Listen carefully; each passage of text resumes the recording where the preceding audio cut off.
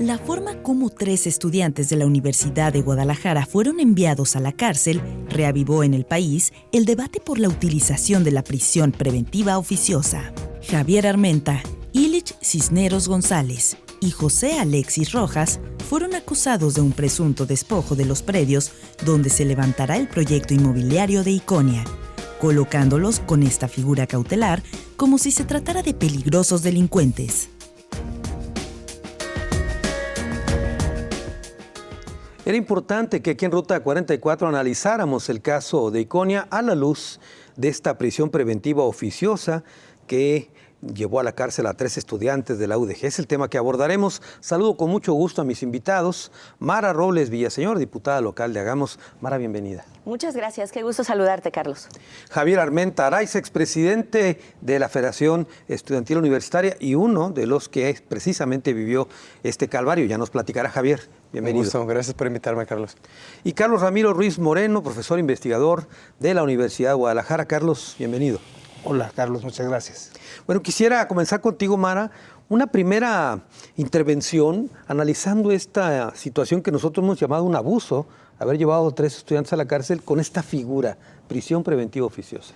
Bueno, se cometieron 2 atrocidades. En primer lugar, la más grave, que fue la inauguración de la etapa de los presos políticos en Jalisco, que creíamos que estaba terminada desde la mal llamada Guerra Sucia en los 70s, porque fue una violación total a los derechos humanos, y la otra, pues, es la violación de un precepto anticonstitucional, un precepto constitucional. La Corte claramente dijo que la prisión preventiva oficiosa no debía ya existir y se la aplicaron a estos jóvenes sin ni una sola argumentación. La información que tenemos, Javier nos lo corroborará, es que fue muerte súbita. Ni siquiera les dieron oportunidad de defenderse, ni siquiera, por supuesto, se propusieron justificarla, sino que lo que querían era encerrarlos como si fueran unos delincuentes peligrosos, cuando ellos fueron por su propio pie a decir: no tenemos nada que esconder, no somos delincuentes, estamos luchando por una causa pública, pregúntenos lo que quieran. Y cuando además estábamos miles acompañándolos precisamente para demostrar que no estaban solos. Entonces, lo que ocurrió fue una atrocidad jurídica y política que afortunadamente la sociedad civil logró revertir, pero solo parcialmente, porque todavía están en un indebido proceso y de ninguna manera debemos permitir que estos chicos sigan en esa situación. Claro. Ellos tienen que quedar exonerados, ellos tienen que quedar rápidamente liberados de esa atrocidad. Muy bien, profundizaremos por supuesto en el tema. Javier, a la gente que nos está viendo, ¿cómo explicarles que tú acudes a un juzgado por tu propia cuenta y que le dices seguramente a tu familia: al rato regreso y ya no vuelves? Bueno, pues yo más bien le expliqué a mi mamá que lo más probable es que no volvía porque sabíamos de la persecución política que había detrás. Digo, durante mi gestión como presidente de la FEU por las alcancías rateras, por acompañar a las mamás de los desaparecidos, por la defensa de la autonomía y por la defensa del Parque Resistencia Huentitán, sé que mi desempeño fue más que incómodo para el gobierno del Estado. Entonces, sé que el tema de Iconia, con ganitas, pues nos armaron una carpeta que, además de que es muy cuestionable el tema del despojo, porque es por lo que nos acusan, el delito como tal, algo importante es que nos tienden una cama, presentan 6 testigos, donde los 6 testigos, 5 de ellos, el momento de que se hace la entrada al parque, 5 de ellos no estuvieron presentes. Entonces llegaron después a la hora, por los tiempos que ellos manifiestan y ya están las actuaciones, y dicen: pues yo llegué y me dijeron que los chavos andaban armados, y pues yo creo que andaban armados, ¿ah?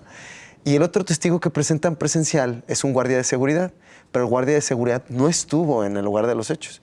Él por eso miente y dice: no, yo los vi con armas largas y escuadras y no. Entonces, en la segunda audiencia, a partir de ese argumento el juez se agarra para, en la primera, que es la audiencia, en la primera de imputación, después de que nos imputan y todo, le preguntan a nuestro abogado: oye, ¿de una vez vinculamos? No, pido el término de 144 horas. Ah, de acuerdo. Pero bueno, pues como hubo armas, según los testimonios, de cajón, prisión preventiva, vámonos. Se van a quedar aquí hasta la siguiente sesión. Según yo entiendo, si no ahorita que me corrija el maestro abogado, lo correcto hubiera sido que el Ministerio Público y la parte acusadora hubiera solicitado medidas de precaución y se hubieran debatido, ¿no? Y en todo caso, pues bueno, a ver si llegamos a la conclusión no que se meritaba.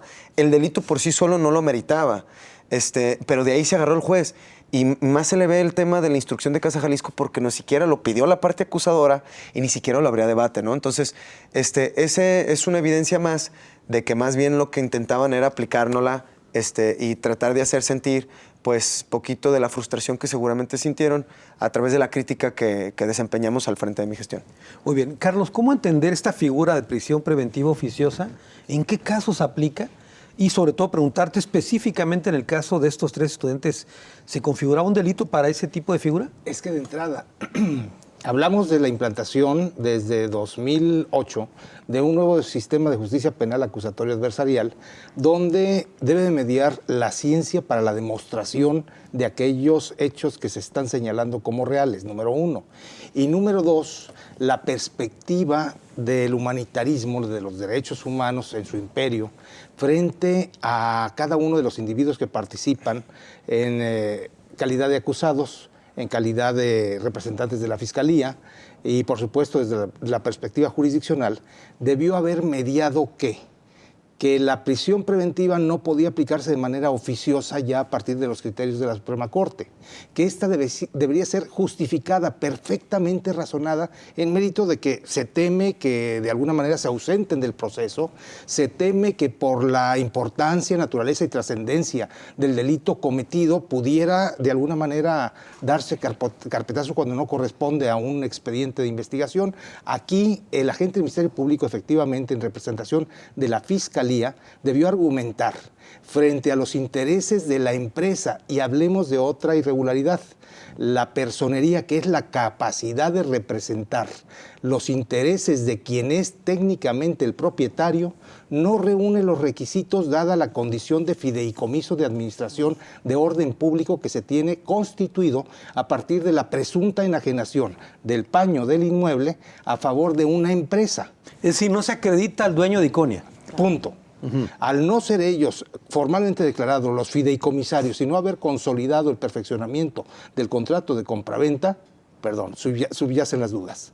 El juez debió ser muy temeroso y además de todo ello, existe conflicto de interés por la participación de su pareja en procesos de determinación administrativa dentro del Cabildo Tapatío. Yo creo que son situaciones muy claras que evidencian conceptos de responsabilidad en términos de un sistema estatal anticorrupción que no ha sido consultado al respecto. Muy bien. Mara Robles, hace un momento tú mencionaste una palabra muy clara. Dijiste que hay una persecución política que se suponía en México extinta desde la época de los 60, 70. Exactamente. Voy a decir 3 razones contundentes. La primera, ¿cómo va a ser posible que a una protesta pública se le considere un pleito entre particulares? Es decir, lo que ellos estaban exigiendo es que aquello retome su propósito original, que es ser un parque. Es decir, no estaban invadiendo para construirse una piscina para sus días de campo. En segundo lugar, están luchando precisamente para que se abra para la sociedad. Y los árboles que se sembraron fueron precisamente la demostración de que ese espacio público podría ser disfrutable para la sociedad. Es decir, estaban luchando para una causa pública. Número 2, ¿cómo se puede hablar de ilegalidad o de que cometieron despojo como si todas las manifestaciones no llevaran precisamente una carga de ilegalidad? Precisamente porque las instancias legales pierden su legitimidad. Voy a poner 3 ejemplos. Cuando Andrés Manuel López Obrador, hoy presidente de la República, tomó los pozos petroleros de Pemex, ¿era ilegal o no era ilegal? ¿Pero por qué lo estaba haciendo? Pues para demostrar que ocurría una injusticia grave contra los trabajadores, etcétera. Cuando el plantón de Reforma, ¿qué quería? ¿Adueñarse de la calle más importante de México? Pues claro que no. Quería hacer una protesta por algo electoral. Lo que trataron de hacer con ellos pretende conjurar las protestas incluso de cualquier vecino al que se le va la luz y pasan 72 horas sin que lo atiendan y toma su calle para que la Comisión Federal de Electricidad lo atienda. Entonces, se trata precisamente por eso de criminalizar la protesta.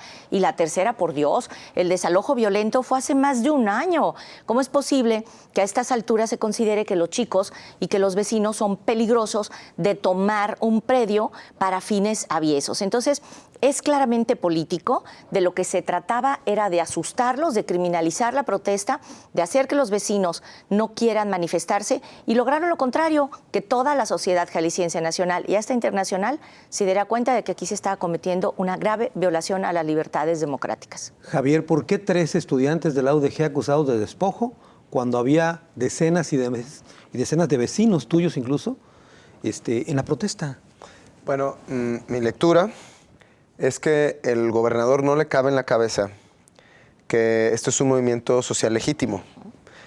El movimiento en Huentitán nace en 2012, cuando nos organizamos a través del liderazgo de don Arturo, que es otro vecino, porque nos oponíamos al proyecto del Museo Guggenheim en el Parque Mirador, y nos oponíamos ahora a la luz de los años porque nomás hay un hoyo en el parque y no existió tal proyecto, ¿no? Bien.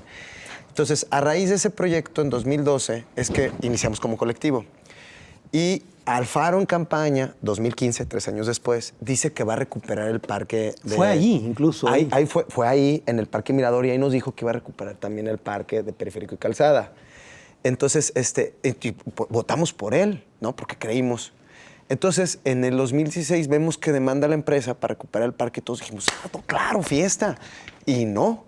6 meses nomás los amaga, después desiste de la acción jurídica y después les renueva el convenio nomás con un descuentazo del 50% y muchas otras mañas más, ¿no? Bien.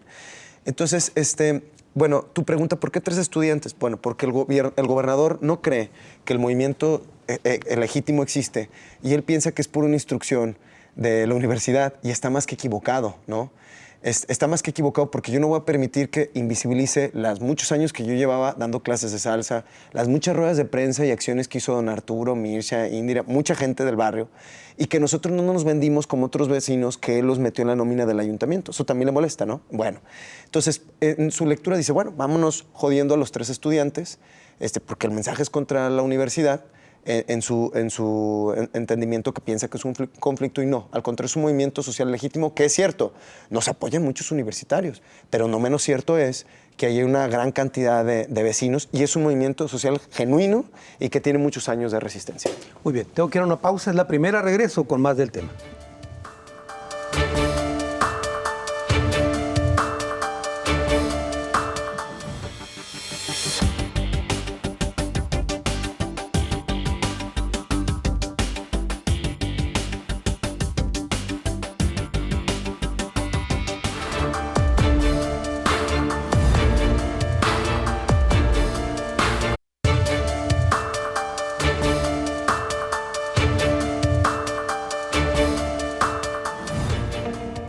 Al remitir a la cárcel a 3 estudiantes bajo la figura de la prisión preventiva oficiosa, el juez puso a los señalados al nivel de quienes hubiesen cometido delitos como homicidio doloso, feminicidio, violación, secuestro, trata de personas, delincuencia organizada, corrupción o robo de casa-habitación, entre otros que figuran dentro de esta medida cautelar.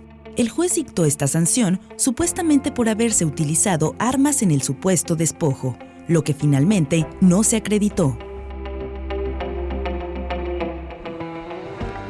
El abuso de la prisión preventiva oficiosa es el tema que tocamos en Ruta 44 a raíz precisamente de este caso de 3 estudiantes de la UDG que pisaron la cárcel, algo que nunca debió haber ocurrido.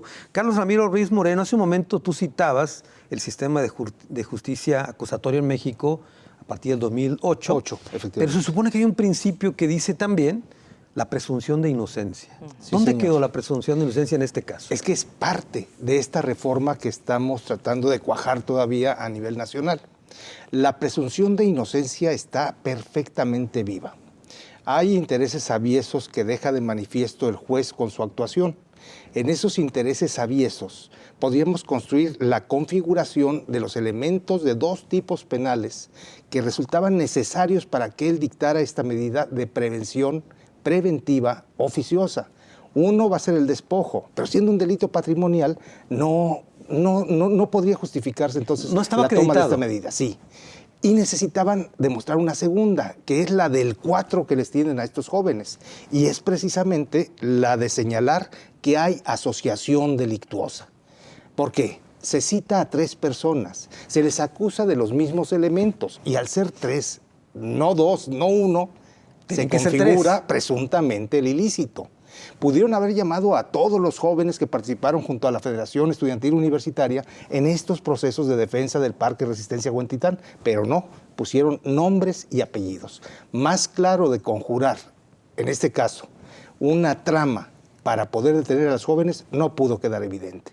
Sí, y a eso le agregas la pistola, supuestamente, o las armas, ¿no? Perdón, es que las armas que se señalan son pilos, palas, azadones, coas, en fin, material para manejar la labrantía de la tierra. Sí, para Era un plantar los proceso de árboles. reforestación de arbolitos. Perdón, no entiendo yo cómo quieren configurar con estos elementos que no son ni siquiera considerados como armas blancas, la acumulación, el acopio de armas. Con los datos que tú tienes, Carlos, ¿se configuraban los delitos uno por uno, como me dijiste? Por supuesto que Despojo, no había representación pero legal. como la calificación quedaría sujeta al número de horas que pretendían tener los detenidos, los actos de amedrentamiento me quedan muy claros, son más que evidentes y están perpetrados en una estrategia construida desde el Ejecutivo como órdenes hacia el Judicial como ejecutor de esas órdenes. ¿Para qué? Para generar amedrentamiento entre los jóvenes detenidos.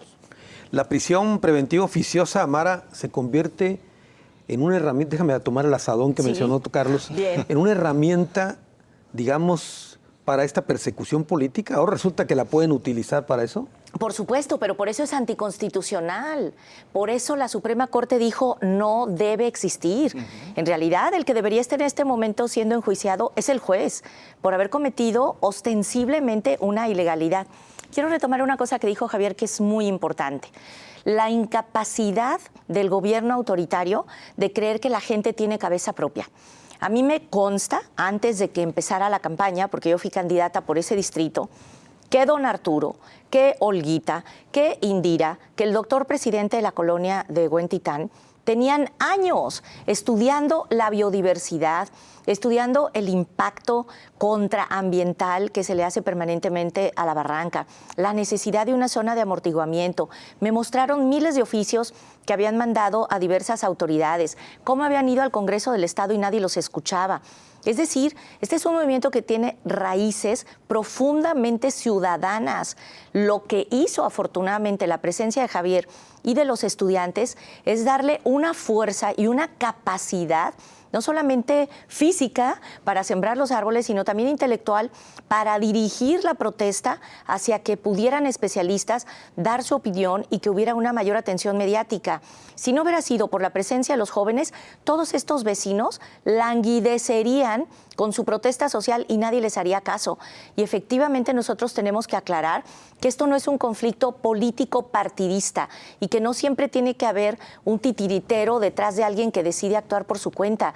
Es decir, que los ciudadanos tienen ideas, tienen valor civil y el tratar de desprestigiarlo diciendo que es un asunto entre grupos de poder, lo que quiere hacer es deslegitimar y desprestigiar la protesta social. Lo bueno es que esto fue derrotado cuando más allá de los partidos, todos los partidos decidieron decir basta, no lo vamos a tolerar. ¿Este es un pleito entre particulares, como dice el gobernador? Pues ¿cómo va a ser entre particulares si efectivamente no se ha podido acreditar que alguien cumpliera los compromisos que adquirió con el Ayuntamiento de Guadalajara para poder ser dueño de ese premio? Eso es lo que está en litigio. Pero te digo una cosa, aunque lo fuera, el interés superior y el bien público siempre está por encima. Pero aquí no se trató ni de una expropiación, ni se trató de una compraventa, sino de una serie de requisitos que se le pusieron malamente a la primera empresa, luego a la segunda y luego a la tercera, que no han cumplido.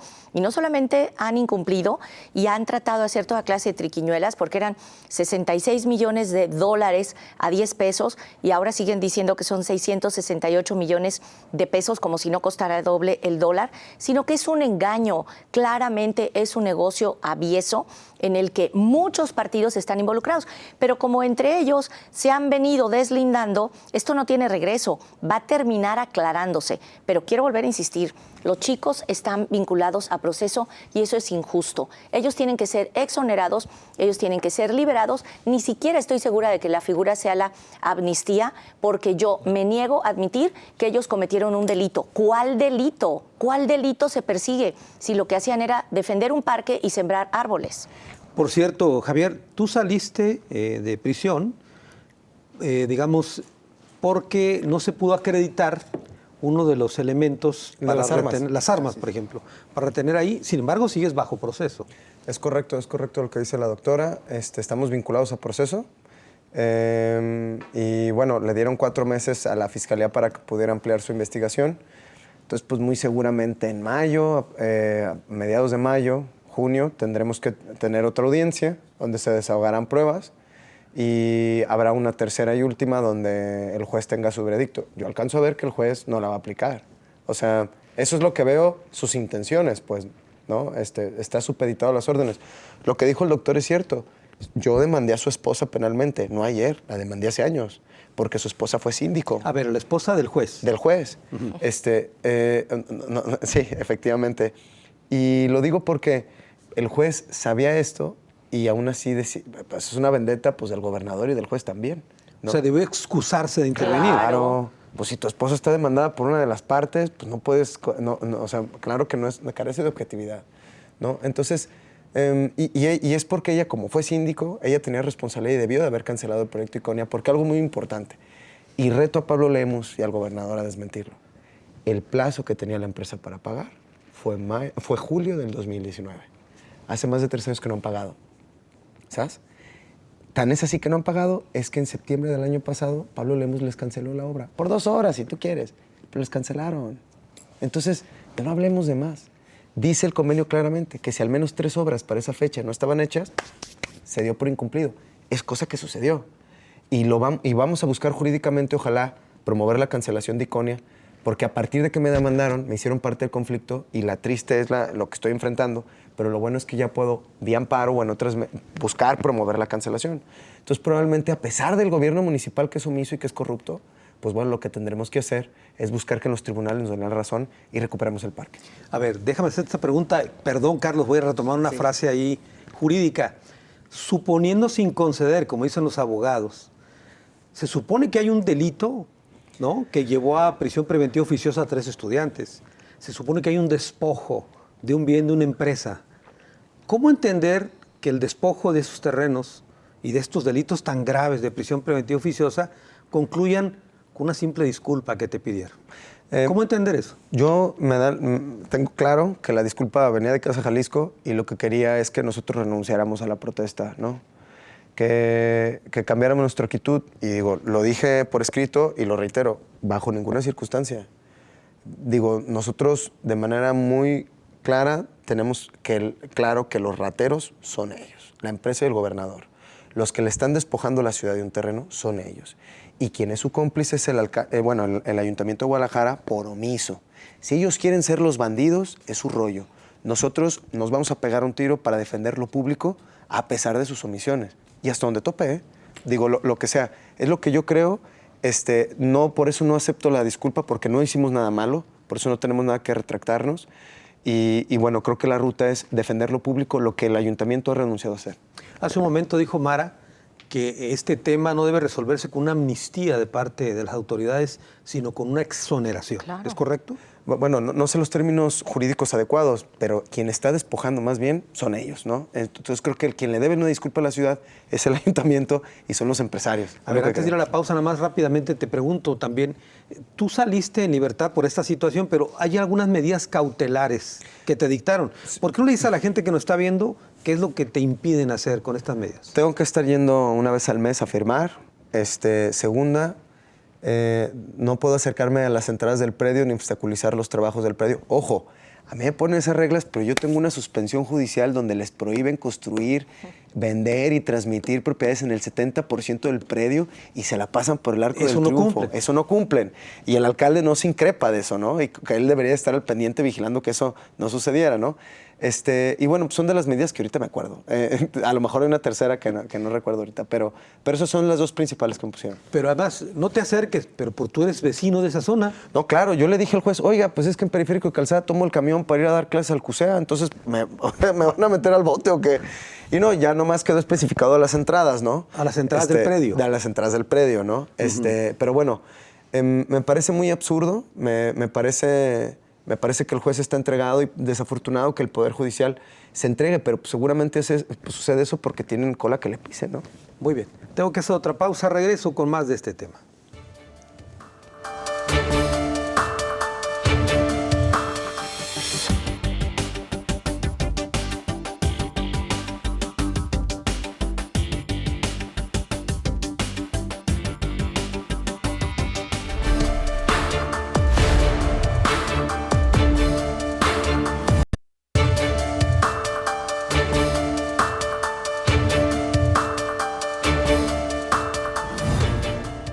el juez Felipe de Jesús Rivera Gallegos determinó vincular a proceso a 3 estudiantes por el presunto delito de despojo de un predio, aunque levantó la medida de prisión preventiva oficiosa. Los jóvenes fueron procesados por protestar contra la utilización de un terreno que originalmente estaba destinado para un parque y después fue cedido a particulares para un proyecto inmobiliario. El abuso de la prisión preventiva oficiosa, el caso Iconia, es el que abordamos en esta ocasión. Carlos Ramiro Ruiz Moreno, ¿cómo avisoras tú lo que viene? Es decir, ¿hay sustancia de parte de la Fiscalía para poder retener este expediente, este caso? La verdad, yo no veo ninguna sustancia. Y el compromiso de la Fiscalía es muy grave. Lo digo grave porque tiene que acercarse elementos objetivos, lo suficientemente materiales y demostrativos en términos de la aplicación de un método hipotético deductivo, como es la investigación científica aplicada, para poder demostrar que hay responsabilidades de estos jóvenes. Perdón, no hay responsabilidad de estos jóvenes. El pleito no es entre particulares. Aquí el punto a dirimir es la superioridad del interés público sobre el interés particular. ¿Por qué? Porque está dejando totalmente en silencio la controversia del tema fundamental, que es la determinación soberana del Honorable Congreso del Estado para autorizar la compraventa de ese predio, originalmente 99 hectáreas, al Ayuntamiento de Guadalajara a favor de la población civil de Guadalajara, que es la beneficiaria del efecto de la construcción de un parque urbano. Eso es lo que en la voluntad original del legislador de los años 60, 70, 80 y que se perfecciona en un decreto de 1998, quedó en apariencia consumado. Y esa es la voluntad que en 2008 y en 2016 el Honorable Ayuntamiento Constitucional de Guadalajara vino a trastocar a través de un contrato de compraventa que revistió de fideicomiso de administración pública con el propósito de enajenar 14 hectáreas a empresas de particulares a propósito de que construyeran unidades habitacionales. Y el propósito original, que fue determinado por la soberanía del Estado de Jalisco, entonces queda en letra muerta. Perdón, este es el meollo del asunto y esto es lo que no puede superar en su pequeña disertación un juez de primera instancia en materia penal. Carlos, este bamboleo que ha ido de Puerta Guadalajara, Operador Hotelera Salamanca, Hotel Riviera Deluxe, etcétera, y un fideicomiso, sí, no se acredita la personalidad del dueño. O sea, ¿quién es el dueño realmente? Digo, para hablar de un particular. El dueño es el banco que administra técnicamente, como fiduciario, el fideicomiso correspondiente, que recibe del ayuntamiento como fideicomitente el predio y finalmente lo va a entregar a los fideicomisarios, que van a ser los beneficiarios. ¿Quiénes? Serían los departamentos construidos a favor de un grupo de personas que entreguen la cantidad de por lo menos 5 millones de pesos, etcétera, por unidades de lujo. Y número 2, las pequeñas obras que como contraprestación señalan los protocolos correspondientes. Allí están los productos del fideicomiso que se entregarán a los fideicomisarios. Pero en realidad la personería de los abogados, por ejemplo, que presentaron las denuncias en contra de los jóvenes, están totalmente en letra muerta. No pueden representar algo que no tiene dada la naturaleza de fideicomisarios y que no representan el jurídico, el fiduciario del banco correspondiente. Te insisto, sí. ¿Es un pleito entre particulares? No, no es un pleito entre particulares. En el fondo subyace el pleito de la interpretación de la superioridad del interés público sobre el interés privado. Y en ese sentido, Mara, habrá que recordarle a la gente que nos está viendo cuál es el fondo del asunto. Como bien decía Carlos, esos terrenos originalmente iban a ser un parque, que es lo que motivó a los vecinos a salir a defenderlos. ¿Es así? Así es. Y yo quiero decir como diputada que ese decreto de 1980 del Congreso del Estado debe respetarse y que nosotros estamos buscando los elementos jurídicos para demostrar que se ha violado el espíritu del legislador y un mandato. Y tenemos una gran cantidad de documentos que precisamente los vecinos buscaron de manera intensiva y que nos pidieron ayuda para poder acopiar. Pero yo quiero decir otra cosa que es muy grave. La calumnia que se les hizo de que tenían armas daña brutalmente su prestigio y su buen nombre. Fíjense, cuando ellos estaban sembrando árboles en el parque, fuimos candidatos prácticamente de todos los partidos. Es decir, que todos los demás seríamos cómplices de haber estado con gente armada. Por Dios, era un campamento que era como la comuna de París ahí, donde había plantitas, había festivales de niños, había señoras haciendo artesanías, obras de teatro, conciertos. Todo ese tiempo a nadie se le ocurrió que ahí era peligroso porque había armas. Número 2, el presidente interino de Guadalajara hizo un recorrido con Armenta y los vecinos, precisamente para entender de qué se trataba. Entonces, el presidente interino estaba hablando con delincuentes. Número 3, el desalojo. Ahí sí que los trataron como delincuentes. Llegaron con armas largas, los elementos de la fiscalía, y violentamente los desalojaron.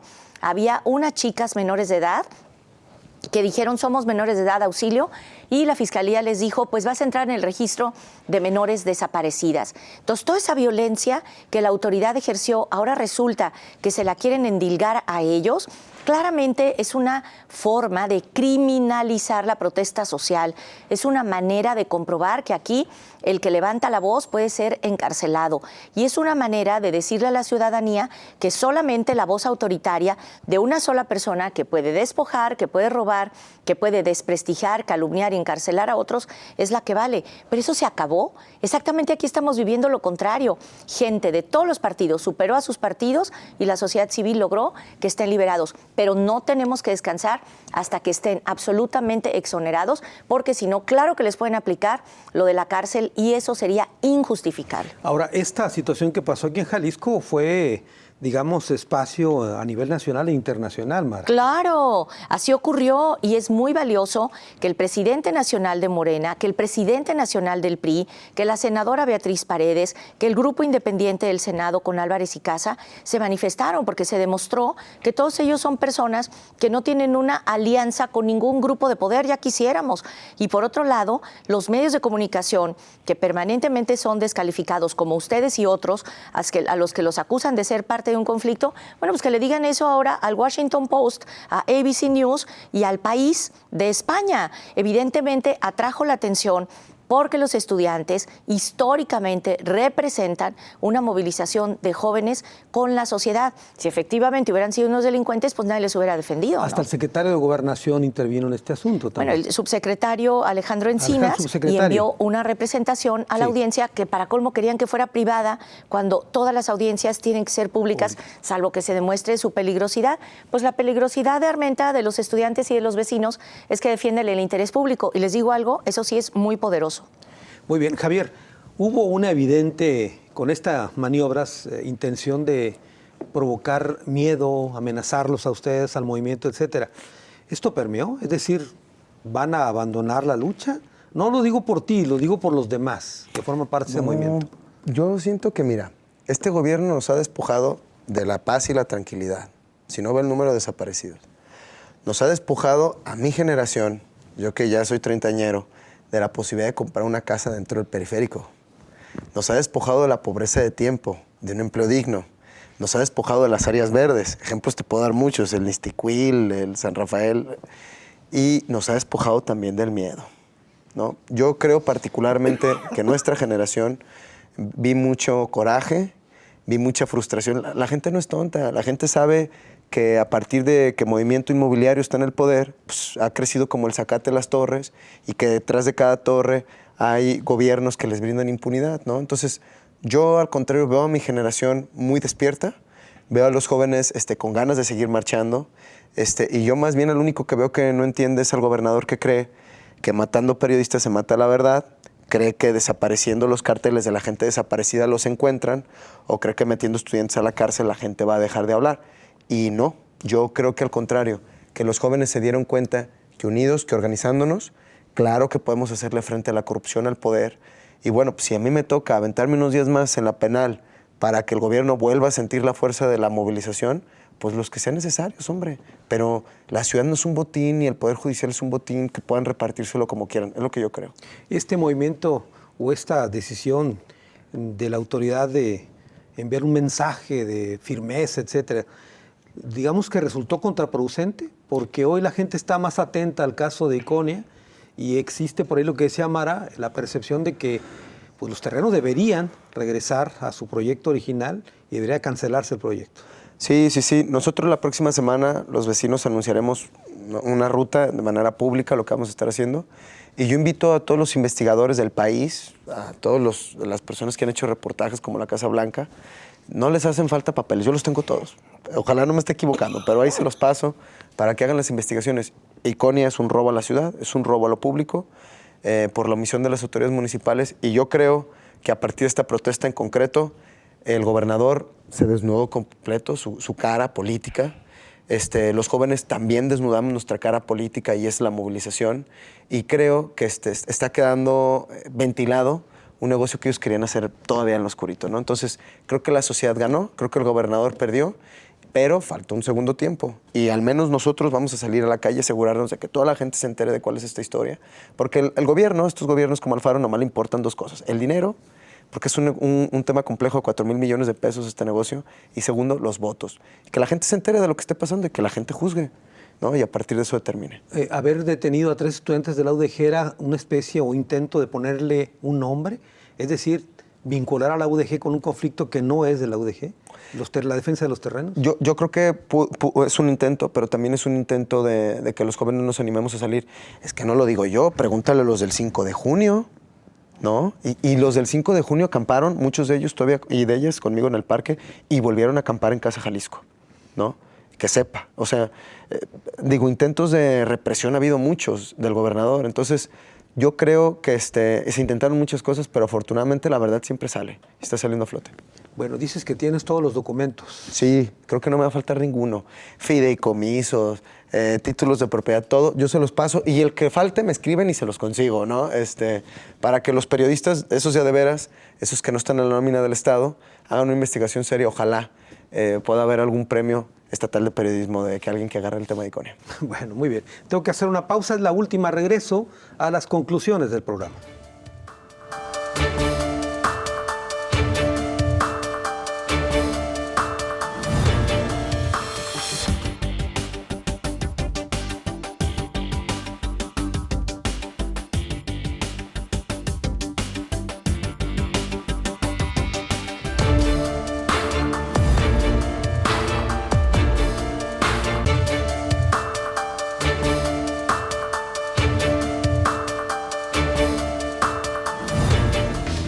La prisión preventiva oficiosa fue motivo de amplio debate en la Suprema Corte de Justicia de la Nación, donde se solicitó su desaparición. Sin embargo, los ministros no llegaron al fondo del asunto y solo suprimieron algunos delitos fiscales para esta figura. Especialistas del derecho internacional advierten que esta medida cautelar del sistema penal acusatorio en México viola el principio de presunción de inocencia. El abuso de la prisión preventiva oficiosa, el caso Iconia, el que abordamos en esta ocasión en Ruta 44. Estamos llegando a la parte final del programa. Vamos a las conclusiones. Comienzo contigo, Mara. Bueno, me parece que la gente tiene que saber que aquí quien está violando la ley son todos aquellos funcionarios del Ayuntamiento de Guadalajara que, en primer lugar, transgredieron la obligación que les dio el Congreso del Estado de usar ese predio para hacer un parque. Después, cuando decidieron o pretendieron privatizarlo, dárselo a una empresa para que hiciera departamentos. En tercer lugar, porque le pusieron una serie de condiciones que no han sido cumplimentadas. ¿Dónde está la obra pública que prometieron? O sea, cualquiera puede tener ojos e ir a ver que eso se ha incumplido.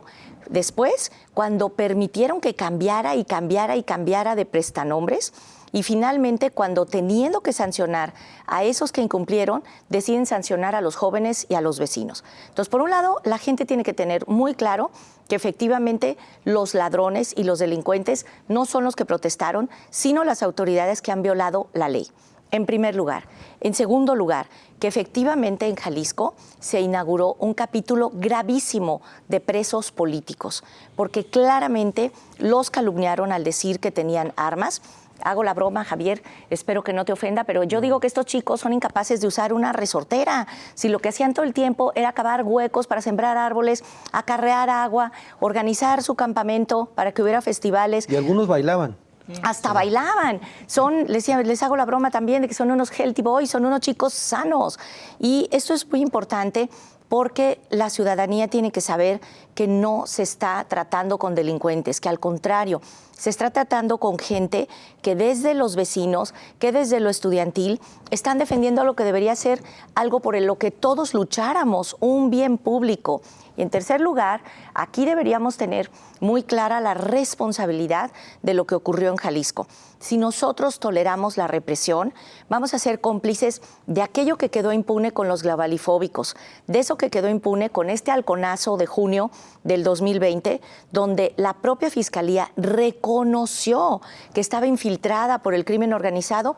¿Y dónde está la sanción? ¿Dónde está el castigo? Es gravísimo. Entonces, lo que ahora estaríamos haciendo es dejar desprotegida a toda aquella persona que quiera expresar su voz, que quiera manifestarse, que quiera ejercer los más elementales derechos democráticos. El día de hoy en el Congreso del Estado, no lo van a creer, los diputados, para bien o para mal, ya no tenemos fuero.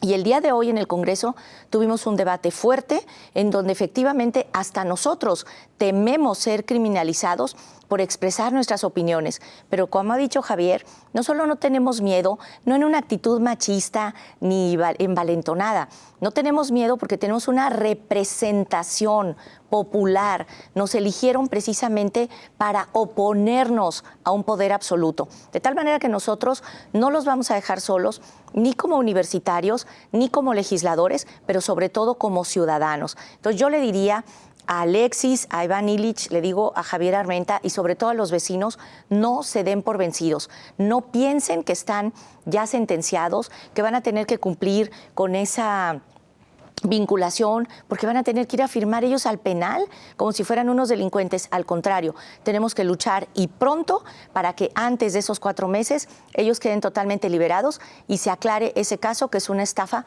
para la ciudadanía. Una pregunta rapidísima, claro. Mara. El caso de los 3 estudiantes detenidos bajo esta figura de prisión preventiva oficiosa, como tú decías hace un momento, ¿abre el riesgo de que esta historia se repita contra otros que protestan contra aquellas voces críticas en la que incluye a periodistas y también diputadas? Por supuesto. Fíjate cómo ocurrió. O sea, en primer lugar lo citaron en vacaciones, el 26 de diciembre, con un juez que ni era el que estaba encargado del caso. Claramente se trataba de sorprenderlos. Claro. En segundo lugar, aplicaron la prisión preventiva oficiosa sin ninguna justificación y, como dije, de muerte súbita. En tercer lugar, no se tentaron el corazón para inventarles pruebas. Y en cuarto lugar, si no hubiera sido por la gran movilización social que se generó de toda la ciudadanía, de la gran mayoría de los partidos y de la prensa internacional, claro que ellos seguirían ahí.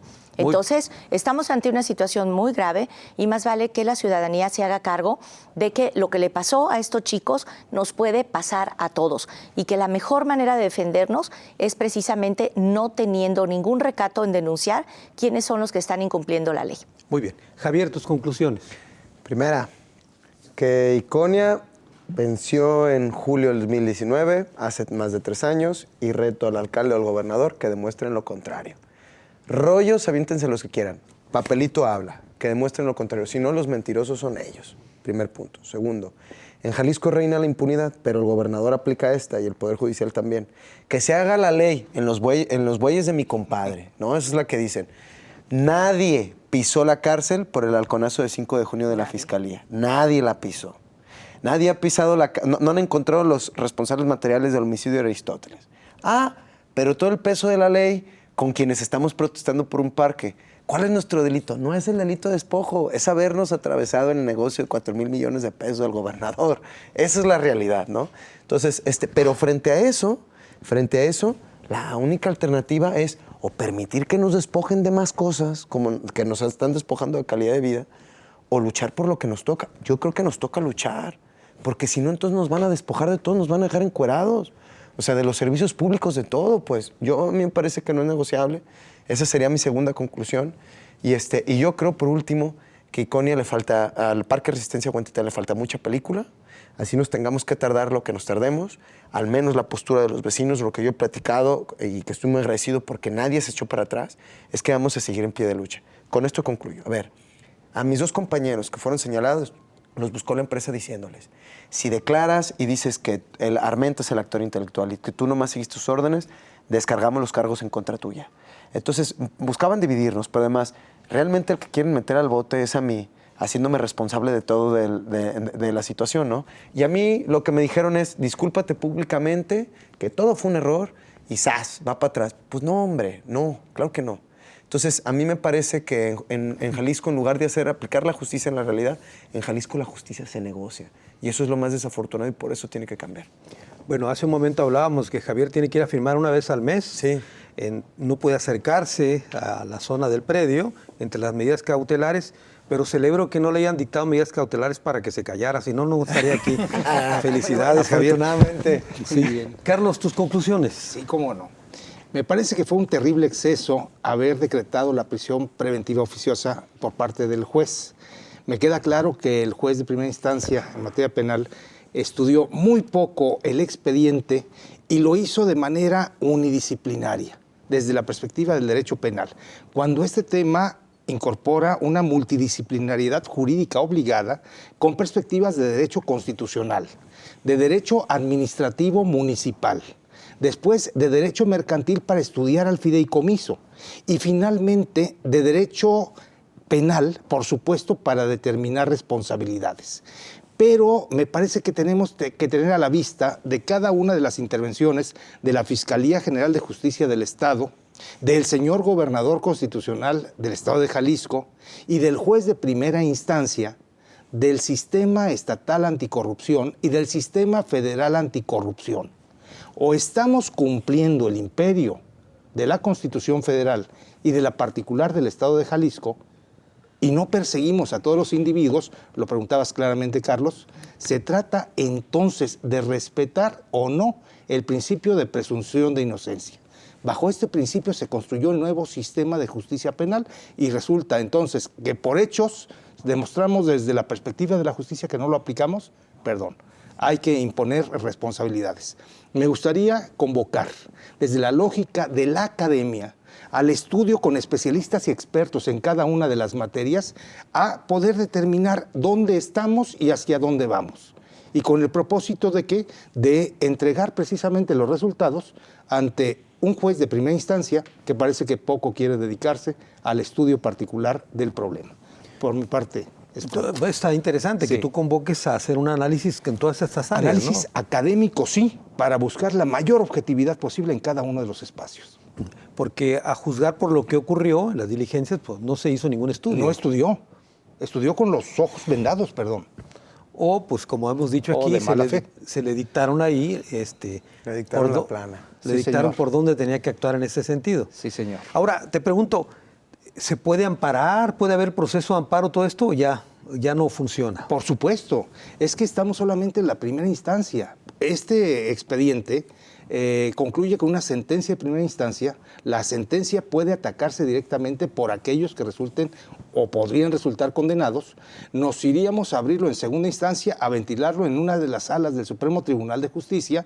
Pero perdón, si hemos visto que los límites naturales de la división de poderes en Jalisco están más que rotos y el titular del Ejecutivo manipula la toma de decisiones por mayoría en el Legislativo y la toma de decisiones por imponer también su determinación en la mayoría del Consejo de la Judicatura y de los magistrados integrantes del Supremo Tribunal de Justicia, perdón, creo que nos vamos a ver todos entonces en el plano del juicio de amparo y entonces sí, vamos a confiar en los jueces de distrito, en los tribunales de circuito y en las salas y en el pleno de la Suprema Corte de Justicia de la Nación para lograr llegar a obtener la justicia que anhelamos. Y de hecho se presentaron quejas contra la actuación del juez, ¿no? Sí, claro. Señor.